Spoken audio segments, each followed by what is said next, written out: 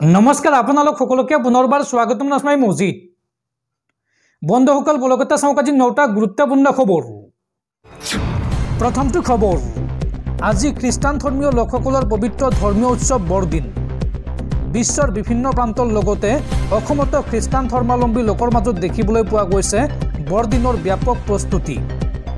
আৰু আজিৰ এই পবিত্ৰ দিনটোত সমূহ খ্ৰীষ্টান ধৰ্মাৱলম্বী লোকলৈ জনাইছো বৰদিনৰ আন্তৰিক শুভেচ্ছা।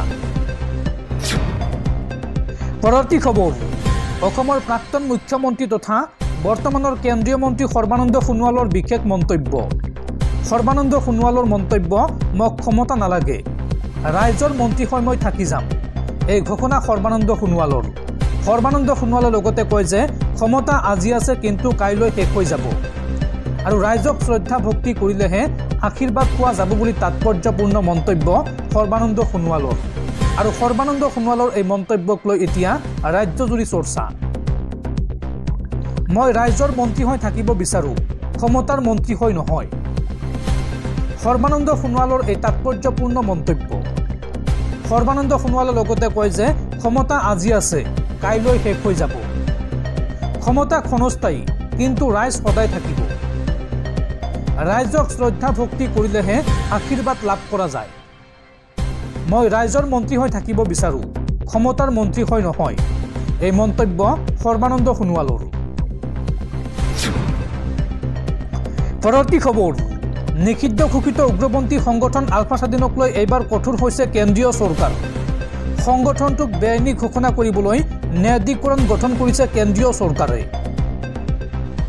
উগ্ৰপন্থী সংগঠন আলফা স্বাধীনৰ বিৰুদ্ধে অধিক কঠোৰ হৈছে কেন্দ্ৰীয় চৰকাৰ। এই সংগঠনটোক বেআইনী ঘোষণা কৰাৰ বাবে ন্যায়াধিকৰণ গঠন কৰিলে কেন্দ্ৰীয় চৰকাৰে।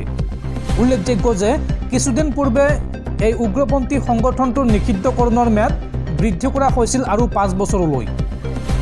আৰু 1964 চনৰ বেআইনী কাৰ্যকলাপ প্ৰতিৰোধক আইনৰ অধীনত এই পদক্ষেপ গ্ৰহণ কৰা হৈছিল। উল্লেখযোগ্য যে 1990 চনত প্ৰথমবাৰলৈ নিষিদ্ধ ঘোষণা কৰা হৈছিল আলফা স্বাধীনক। আৰু এতিয়া বেআইনী ঘোষণাৰ চলিছে আইনী কুচকাৱাজ। দৰ্শকসকল আৰু বহুতো গুৰুত্বপূৰ্ণ খবৰ আছে। তাৰ আগতে আপোনাক জনাওঁ যে যদি আপুনি এতিয়ালৈকে এইটো ভিডিঅ'ত লাইক কৰা নাই তেন্তে এতিয়াই ভিডিঅ'টোত লাইক কৰি দিয়ক। আৰু এনেকুৱা ধৰণৰ ভিডিঅ'সমূহ নিতৌ চাবলৈ চেনেলটো ছাবস্ক্ৰাইব কৰি কাষত থকা বেল আইকনটো প্ৰেছ কৰি ৰাখক। পৰৱৰ্তী খবৰ, জম্মু কাশ্মীৰত পুনৰ শোকাবহ দুৰ্ঘটনা। এইবাৰ 300 ফুট তলত পৰিল সেনাৰ বাহন। পুঞ্চ এলেকাত সংঘটিত দুৰ্ঘটনাত 5 গৰাকী সেনা জোৱান শ্বহীদ হৈছে আৰু লগতে আহত হৈছে আন 5 জন সেনা জোৱান। বাহনখনত আছিল 18 গৰাকী জোৱান আৰু এতিয়াও অব্যাহত আছে উদ্ধাৰ অভিযান। পৰৱৰ্তী খবৰ, উদণ্ড বাইক চালকক এইবাৰ গ্ৰেপ্তাৰ কৰাৰ নিৰ্দেশ দিলে মুখ্যমন্ত্ৰী হিমন্ত বিশ্ব শৰ্মাই। ৰাজপথত 100 স্পীডত বা তাতকৈ অধিক স্পীডত বাইক চলোৱাসকল যাব লাগিব জেললৈ। তেওঁলোকক গ্ৰেপ্তাৰ কৰি জেলত পঠোৱাৰ নিৰ্দেশ দিলে মুখ্যমন্ত্ৰী হিমন্ত বিশ্ব শৰ্মাই। এই সন্দৰ্ভত নিশা 10 বজাৰ পিছত আৰক্ষীয়ে তীব্ৰতৰ কৰিব লাগিব অভিযান। 100 স্পীডত বাইক চলোৱাসকল যাব লাগিব জেললৈ। 100 বা 120 স্পীডত বাইক চলোৱা উদণ্ড চালকক গ্ৰেপ্তাৰ কৰাৰ নিৰ্দেশ দিলে মুখ্যমন্ত্ৰী হিমন্ত বিশ্ব শৰ্মাই। এইসকল উদণ্ড চালকে নিজেও মৰে আনকো মাৰে। এই মন্তব্য হিমন্ত বিশ্ব শৰ্মাৰ। হিমন্ত বিশ্ব শৰ্মাই লগতে কয় যে সুৰামত্ত চালকৰ বাবে নিশা ৰাজপথত ওলাব নোৱাৰে জ্যেষ্ঠ নাগৰিক। কঠোৰতকৈ কঠোৰ ব্যৱস্থা ল'বলৈ আৰক্ষীক নিৰ্দেশ দিলে মুখ্যমন্ত্ৰী হিমন্ত বিশ্ব শৰ্মাই। নিশা 10 বজাৰ পিছত আৰক্ষীয়ে অভিযান তীব্ৰতৰ কৰিব লাগিব আৰু লগতে বাইক ষ্টাণ্ট কৰা চালকক যাব লাগিব জেললৈ। এই মন্তব্য মুখ্যমন্ত্ৰী হিমন্ত বিশ্ব শৰ্মাৰ। পৰৱৰ্তী খবৰ, পুনৰ আমচুৰ সভাপতি হিচাপে নিৰ্বাচিত হ'ল ৰেজাউল কৰিম চৰকাৰ। আমচুৰ 6ষ্ঠ দ্বিবাৰ্ষিক অধিৱেশনত সভাপতি হিচাপে নিৰ্বাচিত হ'ল ৰেজাউল কৰিম চৰকাৰ। আৰু তাৰ পিছতে পুনৰ ডাঙৰ মন্তব্য ৰেজাউল কৰিম চৰকাৰৰ। সংখ্যালঘু জনতাৰ বিকাশ, উন্নয়ন আৰু শিক্ষাৰ হকে কাম কৰি যোৱাৰ অংগীকাৰ ৰেজাউল কৰিম চৰকাৰৰ। পুনৰ আমচুৰ সভাপতি হিচাপে নিৰ্বাচিত হ'ল ৰেজাউল কৰিম চৰকাৰ। আমচুৰ 6ষ্ঠ দ্বিবাৰ্ষিক অধিৱেশনত সভাপতি নিৰ্বাচিত হ'ল ৰেজাউল কৰিম চৰকাৰ। দীৰ্ঘদিন ধৰি আমচুৰ দায়িত্ব বহন কৰি আহিছে ৰেজাউল কৰিম চৰকাৰে। আৰু আমচুৰ দায়িত্ব গ্ৰহণ কৰিয়েই পুনৰবাৰ ডাঙৰ মন্তব্য সংখ্যালঘু জনতাৰ বিকাশ উন্নয়ন আৰু শিক্ষাৰ হকে কাম কৰি যোৱাৰ অংগীকাৰ ৰেজাউল কৰিম চৰকাৰৰ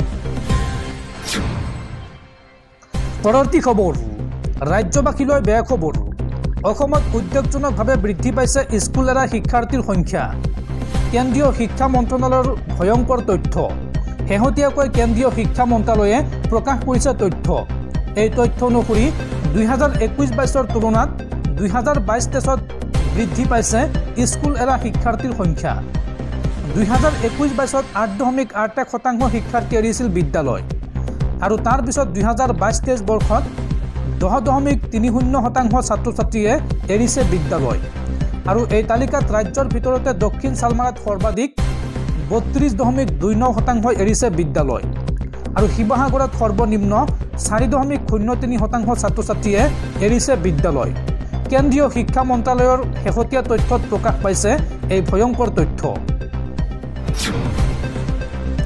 পৰৱৰ্তী খবৰ পুনৰ বিপদত পুষ্পাটোৰ অভিনেতা আল্লু অৰ্জুন পুষ্পাটোৰ প্ৰিমিয়াৰ শ্বট পদবিষ্ট হৈ এগৰাকী মহিলাৰ মৃত্যুৰ গোচৰৰ তদন্ত অব্যাহত মহিলাগৰাকীৰ মৃত্যুৰ গোচৰত পুনৰ আৰক্ষীৰ তদন্তৰ সন্মুখীন হৈছে অভিনেতা আল্লু অৰ্জুন এইবাৰ সন্ধ্যা থিয়েটাৰত ক্ৰাইম সিন ৰিক্ৰিয়েশ্যন কৰিব আৰক্ষীয়ে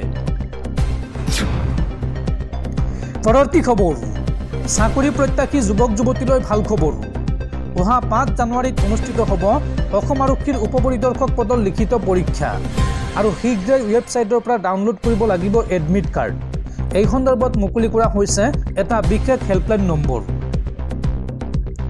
আৰক্ষীৰ এছআই পদত আবেদন কৰা প্ৰাৰ্থীসকলৰ বাবে ডাঙৰ খবৰ 5 জানুৱাৰীত অনুষ্ঠিত হ'ব অসম আৰক্ষীৰ উপপৰিদৰ্শক পদৰ লিখিত পৰীক্ষা প্ৰাৰ্থীসকলে শীঘ্ৰেই ৱেবছাইটৰ পৰা ডাউনলোড কৰিব লাগিব এডমিট কাৰ্ড এপ্লিকেশ্যন নম্বৰ নাম আৰু জন্মৰ তাৰিখ দি কৰিব পাৰিব এডমিট কাৰ্ড ডাউনলোড আৰু এডমিট কাৰ্ড ডাউনলোড কৰিবলৈ মুকলি কৰা হৈছে ৱেবছাইটটো হৈছে www.slprbassam.in এই ৱেবছাইটৰ পৰা এডমিট কাৰ্ড ডাউনলোড কৰিব পাৰিব আৰু লগতে প্ৰাৰ্থীসকলে মানিব লাগিব কেইবাটাও নিৰ্দেশনা পৰীক্ষাৰ সময়ত এডমিট কাৰ্ড পৰিচয় পত্ৰ আধাৰ কাৰ্ড পেন কাৰ্ড এইসমূহ লগত নিব লাগিব লগতে ড্ৰাইভিং লাইসেন্স অথবা ভোটাৰ আইডি দেখুৱাব লাগিব পৰীক্ষা কেন্দ্ৰত আৰু এই সন্দৰ্ভত মুকলি কৰা হৈছে এটা বিশেষ ফোন নম্বৰ কাৰিকৰী অসুবিধাৰ সন্মুখীন হ'লেই আপুনি এই নম্বৰত ফোন কৰি ল'ব পাৰিব সুবিধা ফোন নম্বৰটো হৈছে 9667062063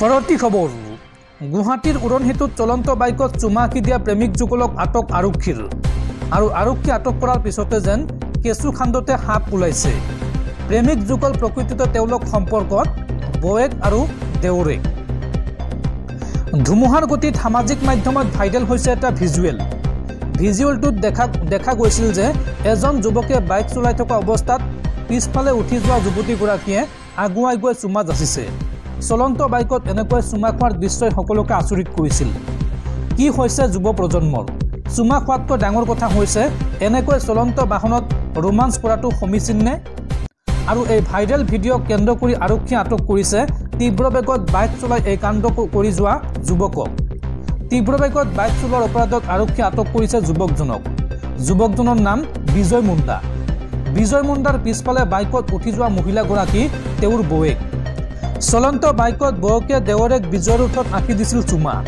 আৰক্ষীয়ে গ্ৰেপ্তাৰ কৰাৰ পিছতে পোহৰলৈ আহিছে এই তথ্য